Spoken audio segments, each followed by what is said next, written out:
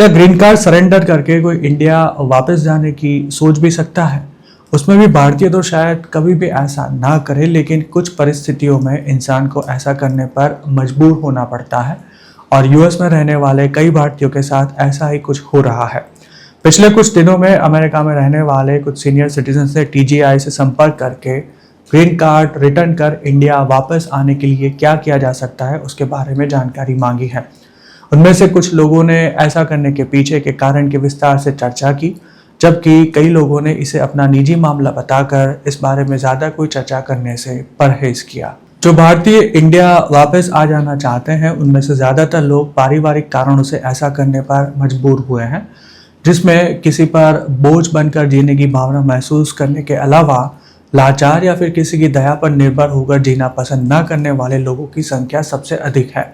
ऐसे ही एक केस में अपनी छोटी बेटी की स्पॉन्सरशिप पर ग्रीन कार्ड पाने वाली एक भारतीय महिला अमेरिका में अच्छी जिंदगी जी रही थी, लेकिन बेटी की कैंसर में मौत हो जाने पर उन्हें अपनी बड़ी बेटी के यहाँ जाना पड़ा, जो उन्हें बिल्कुल भी पसंद नहीं करती थी,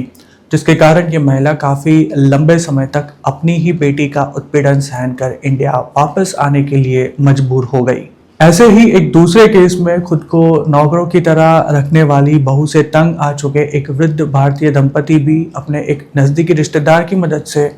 रातों रात इंडिया लौट आए। इंडिया में अच्छी ज़िंदगी जीने वाले और आर्थिक रूप से किसी पर निर्भर ना हो, वैसे सभी नहीं पर कुछ सीनियर सिटीजन्स के लिए अमेरिका में सेटल होना आसान नहीं होता है। उसमें भी जिन्हें अमेरिका में बेबी सिटिंग के लिए बुलाया जाता है या फिर नौकरों की तरह घर के काम करवाए जाते हैं, उन्हें अमेरिका पहुंचकर जैसे फंस गए हो ऐसी भावना होती है। ऐसे कोई प्रश्न ना हो तो भी अमेरिका में सोने के पिंजरे में कैद पक्षी की तरह जीने से इंडिया में आज़ाद ज़िंदगी जीना बेहतर है, ऐसा मानकर भी कुछ लोग वापस आ जाना चाहते हैं। हालांकि ग्रीन कार्ड होने के बावजूद अमेरिका छोड़कर इंडिया वापस आ गए हो ऐसे लोगों की संख्या काफ़ी कम है, जबकि उसकी तुलना में मजबूरी में यूएस में रहने वाले लोगों का आंकड़ा बहुत ही बड़ा है। ग्रीन कार्ड होने के बावजूद भी अमेरिका में ना रहने की इच्छा रखने वाले लोगों को क्या करना चाहिए, इस बारे में न्यूयॉर्क में प्रैक्टिस करने वाले एक भारतीय इमिग्रेशन लॉयर से हमने बात की।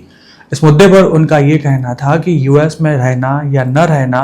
ये हर किसी का अपना निर्णय है, लेकिन अमेरिका जैसी कंट्री को छोड़ने से पहले एक बार शांत मन से विचार कर लेना जरूरी है। उन्होंने ये भी सलाह दी कि सीनियर सिटीजन भारतीय अगर अमेरिका में असहज महसूस करते हैं तो उन्हें ड्राइविंग सीख लेनी चाहिए,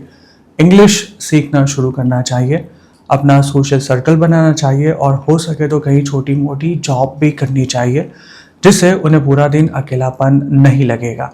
इसके अलावा ग्रीन कार्ड के फ़ायदे समझाते हुए उन्होंने ये भी कहा कि ग्रीन कार्ड से आपको अमेरिका में रहने का और किसी भी समय अपनी होम कंट्री में आने जाने का अधिकार मिलता है। ग्रीन कार्ड होने पर आप अमेरिका में बिना किसी रोक टोक काम भी कर सकते हैं और अगर 40 क्वार्टर यानी कि 10 साल तक टैक्स पे करें तो सिटीजनशिप पाने के बाद दुनिया के किसी भी देश में रहकर भी हर महीने सोशल सिक्योरिटी पाने के हकदार भी बनते हैं। अमेरिका के कई स्टेट्स ग्रीन कार्ड होल्डर्स को भी हेल्थ बेनिफिट्स देते हैं, तो दूसरी तरफ ग्रीन कार्ड सरेंडर करने का अर्थ ये होता है कि आप सामने से परमानेंट रेसिडेंसी छोड़ रहे हैं और आपको अमेरिका में रहने में कोई दिलचस्पी नहीं है। ग्रीन कार्ड सरेंडर करने के बाद दोबारा उसके लिए निश्चित रूप से अप्लाई किया जा सकता है, लेकिन तब एप्लीकेंट की पूरी हिस्ट्री की जांच होती है और उसमें यदि कोई आपत्तिजनक बात सामने आए तो ग्रीन कार्ड पाना मुश्किल भी हो सकता है। इसके अलावा कुछ प्रकार की गंभीर बीमारी से पीड़ित लोगों को भी ग्रीन कार्ड नहीं मिल पाता है और सीनियर सिटीजन्स को ये सभी पहलू ध्यान में रखना काफ़ी ज़रूरी है। इसीलिए ग्रीन कार्ड सरेंडर कर देने का जल्दबाजी भरा कदम कभी भी नहीं उठाना चाहिए, ऐसी एडवाइस भी इस इमिग्रेशन लॉयर ने दी है। अब अगर कोई ग्रीन कार्ड साथ लेकर ही इंडिया वापस चला जाए और 6 महीने से भी ज़्यादा समय तक अमेरिका वापस ना आए तो क्या हो सकता है, इस बारे में जानकारी देते हुए इस भारतीय लॉयर ने बताया कि ऐसे जेन्युइन केस में ग्रीन कार्ड होल्डर खुद क्यों ट्रैवल नहीं कर सकते थे उसका उचित कारण देकर दोबारा अमेरिका आने का प्रयास कर सकते हैं, जिसके लिए SB1 के रूप में पहचाने जाने वाले रिटर्निंग रेजिडेंट वीज़ा के लिए अप्लाई करना होता है। हालांकि ऐसा कुछ भी करने से पहले इमिग्रेशन लॉयर की सलाह लेना काफ़ी महत्वपूर्ण है। अगर सबूत मजबूत हो तो 5 साल के बाद भी रिटर्निंग रेजिडेंट वीज़ा के लिए अप्लाई किया जा सकता है,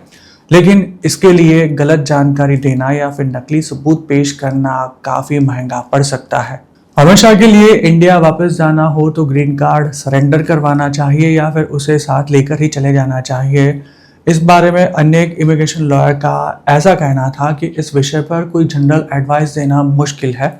क्योंकि हर केस अपने आप में अलग होता है और अंतिम निर्णय लेने से पहले हर एक पहलू पर विचार करना काफ़ी ज़रूरी है। कहने का अर्थ ये है कि जिस समस्या के कारण अमेरिका छोड़ देने का मन कर रहा हो, उसका समाधान लाने के लिए निश्चित रूप से प्रयास किए जाने चाहिए और अगर उसका कोई परिणाम ना मिले तभी आगे का विचार करना चाहिए। ऐसा बिल्कुल नहीं है कि अमेरिका में रहने वाले हर सीनियर सिटीजन भारतीय दुखी है। अमेरिका में मज़े की ज़िंदगी जीने वाले भारतीय बुजुर्गों की संख्या भी काफ़ी बड़ी है और उनमें से ज़्यादातर लोग अमेरिका में ऐसे सेट हो चुके हैं कि अब उनके लिए इंडिया में एडजस्ट होना मुश्किल हो गया है और अमेरिका उन्हें स्वर्ग जैसा देश लगता है। वैसे तो यूएस सिटीजनशिप लेने के बाद भी इंडिया वापस आ चुके हो वैसे लोगों की संख्या काफ़ी अच्छी खासी है, खास तौर पर फिलहाल जो मास ले ऑफ चल रहा है उसकी वजह से और कुछ मामलों में पारिवारिक कारणों की वजह से भी लोग इस प्रकार का निर्णय लेते हैं। हालांकि इसमें अंतर ये है कि सिटीजनशिप हो तो आप अपनी इच्छा होने पर कभी भी अमेरिका वापस जा सकते हैं और सोशल सिक्योरिटी जैसे बेनिफिट्स भी पा सकते हैं। इतना ही नहीं, नियम के अनुसार अपने बच्चों और ब्लड रिलेटिव को भी अमेरिका बुला सकते हैं। ग्रीन कार्ड मिलने के 5 साल में सिटीजनशिप के लिए अप्लाई किया जा सकता है। अमेरिका पहुंचने के बाद गिनती के दिनों में ही इस देश में हमेशा के लिए रहना संभव नहीं है। ऐसा मानकर कोई जल्दबाजी का निर्णय लेने के बजाय अगर सिटीजनशिप मिलने तक इंतज़ार किया जा सके तो उसका फ़ायदा आपको ही होने वाला है। दोस्तों, आशा है कि अमेरिका में रहना या फिर इंडिया वापस आ जाना इस बारे में असमंजस महसूस कर रहे सीनियर सिटीजन्स को ये जानकारी उपयोगी लगी होगी और इतना जानने के बाद वे बिना सोचे समझे कोई निर्णय लेने से भी बचेंगे। बुजुर्गों को इतना भी जान लेना चाहिए कि यूएस में यदि कोई आपको प्रताड़ित करता है तो लाचार होकर उसे सहन करने की कोई ज़रूरत नहीं है। अमेरिका के हर स्टेट्स में सीनियर सिटीजन्स को प्रोटेक्शन देने के लिए काफ़ी कड़े कानून बनाए गए हैं और बुजुर्गों के साथ ऐसा करने वालों को कड़ी से कड़ी सजा भी हो सकती है। अभी कुछ दिनों पहले ही यूएस से सिर्फ एक ही महीने में वापस लौट आए एक सीनियर सिटीजन कपल को हुए अनुभव पर हमने एक वीडियो बनाया था जिस पर सैकड़ों कमेंट्स भी आए थे। ये कमेंट करने वाले कई लोगों का कहना था कि अमेरिका जाने वाले सीनियर सिटीजन्स के लिए वहाँ एडजस्ट होना आसान नहीं है। तो दूसरी तरफ ऐसा कहने वाले लोगों की संख्या भी काफ़ी अच्छी खासी थी कि अमेरिका को नरक बताकर इंडिया चले जाने की बातें करने वाले लोगों में या फिर उनकी फैमिली में कोई प्रॉब्लम होती है।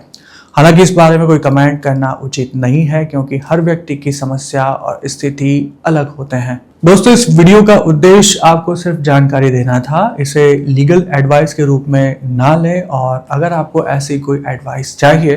तो आप किसी अच्छे इमिग्रेशन अटॉर्नी से संपर्क कर सकते हैं। वीडियो आपको कैसा लगा ये हमें ज़रूर बताइएगा और ऐसे किस विषय पर आप जानकारी पाना चाहते हैं वह भी हमें कमेंट में ज़रूर लिखिएगा।